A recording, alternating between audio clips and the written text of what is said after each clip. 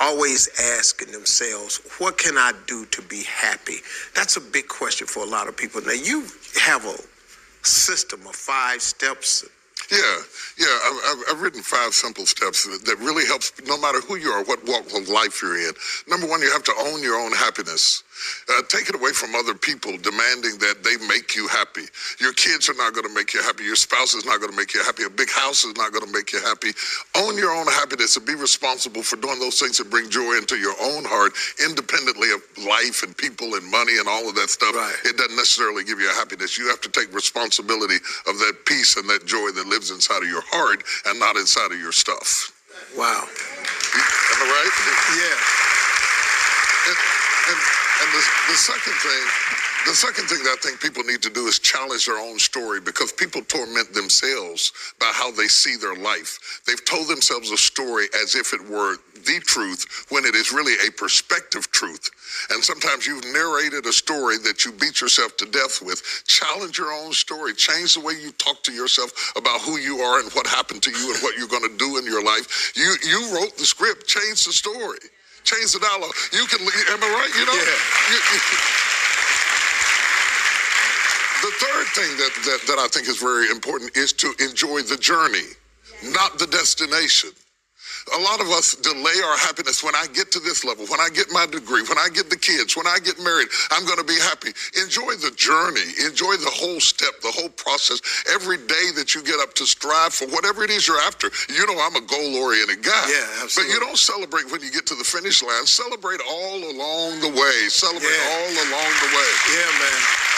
You know, that's so true, because I hear people talking about a million, man. When I make $1 million, I'm going to do this right here. Well, look, if you've been making $25,000 a year, and all of a sudden you're making $100,000 a year, I got news for you, man. You need to go eat a piece of cake and put a candle in it or something, because that's a big jump. And like you say, enjoying the journey is just realizing that there's joy in the process. That, and then I put me on my calendar. Put me on my calendar, because I want my attention too. Because if you don't see yourself as valuable, nobody else will.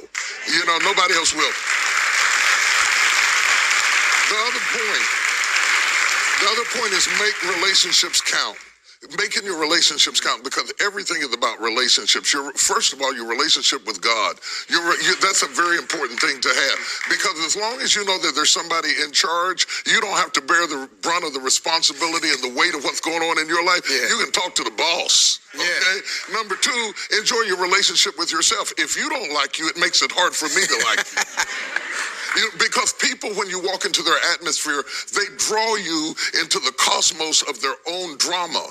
And if they're full of drama without you, when you come in, you become caught up in the cyclone of their drama. Yeah. Enjoy your relationship with yourself. And then anybody else who comes in, they enter into a party you already started. You understand? Yeah. And then the relationship with your kids, the relationship with your spouse, the relationship with your friends, taking time to enjoy the relationships, because there is no fruit. Nature teaches us that there is no fruit without relationships.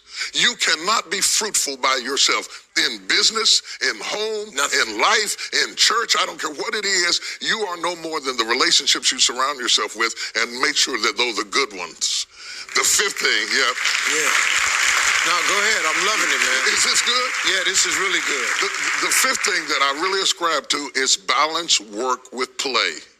You can't do all of either one and be successful. And to those whom much is given, much is required. And if you work really hard and you're a really diligent person, make sure that you do some play to balance your life out. If you play real hard but you don't work very much, you're going to be fun, but you're going to be hungry. You know what I'm saying?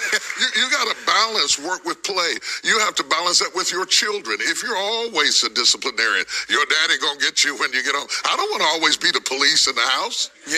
I want to be the fun guy sometimes. Balancing work with play call this not only for you to be holistic, but for people to get a better perspective of who you are.